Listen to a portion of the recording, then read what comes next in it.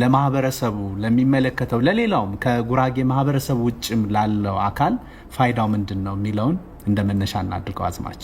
ከዚህ ጋር ተያይዞ ግን ሀብታሙ ሸነን ባረጀት ትርጓሜውን ቢነግሩን ደስ ይለናል። እንመጣበታለን። ወል እንግዲህ ዝርዝር እንትኖች አሉ። ቅድም እንደተጠቀሰው በጉራጌ ባህል የሚተዳደሩባቸው ስርዓቶች አሉ።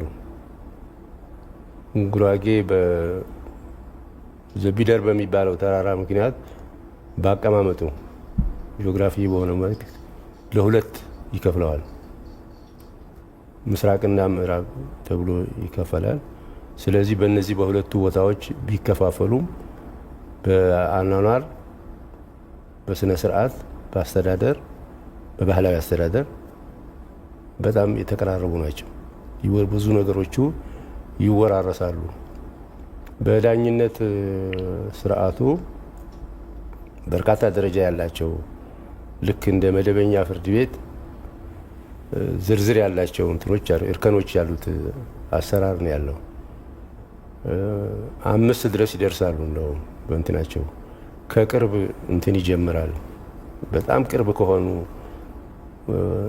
ነዋሪዎች ይጀምርና እስከ ላይኛው ሸንጎ ድረስ ይሄዳል። ስለዚህ በዚህ ስርዓት ውስጥ ይህንን ስራ የሚሰሩ በርካታ ስም ያላቸው በርካታ አገልግሎት የሰጡ ሰዎች አሉ እና በዚህ በባህላዊ መተዳደሪያ ስርዓት ውስጥ በአንዱ ደረጃ የተሰጠው ውሳኔ ያልተስማማ ካለ ወደሚቀጥለው ይሄዳል። ሁለተኛ እርከን ይሄዳል፣ ሶስተኛ ይሄዳል። የመጨረሻ ግን ይግባኝ የሌላቸው ሁለት እንትኖች አሉ፣ የውሳኔ መስጫ ደረጃዎች አሉ። በምዕራቡ ጉራጌ የጆካ ወይም የጉራጌ ቂጫ በሚል የሚታወቅ ከሁሉም የተውጣጡ ሽማግሌዎች ያሉበት ባህል አለ። በዛ ውስጥ የተሰጠ በየደረጃው ሲታይ ቆይቶ ይግባኝ የሚታይበት ነው። ከዛ በኋላ የሚኬድበት የለም። በጣም ያስቸግራል። አንዳንድ ጊዜ ሰዎች ዘመናዊነት እንትን በዛበት አካባቢ ወደ መንግስት ይቅርታ ወደ መንግስት እንትን ደረጃ ሁሉ የሚሄዱ አሉ።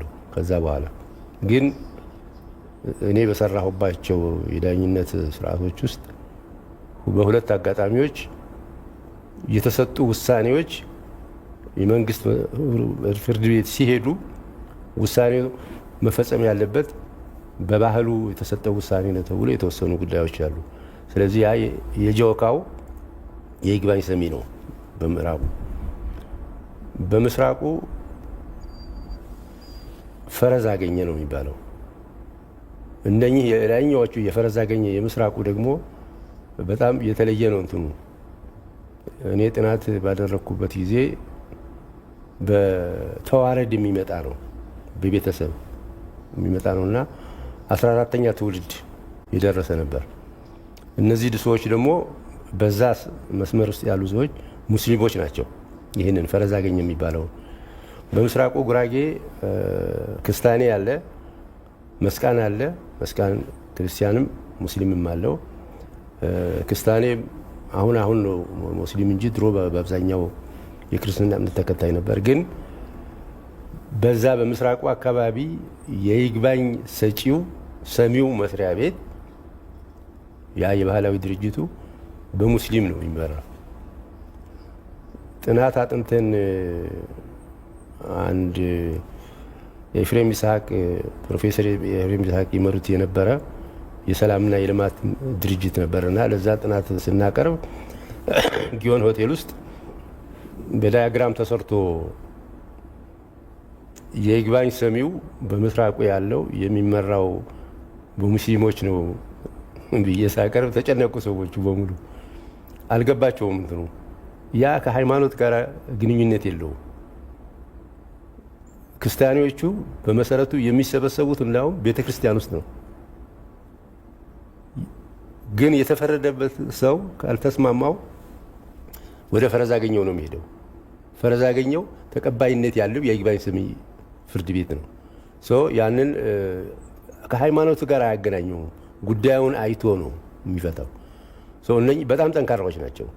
የመንግስት ፍርድ ቤቶች 2-3 ዓመት የሚፈጁባቸውን ነገሮች እነኚህ የባህላዊ ዳኝነት ስርዓቶች 6 ወርም አይፈጅባቸው።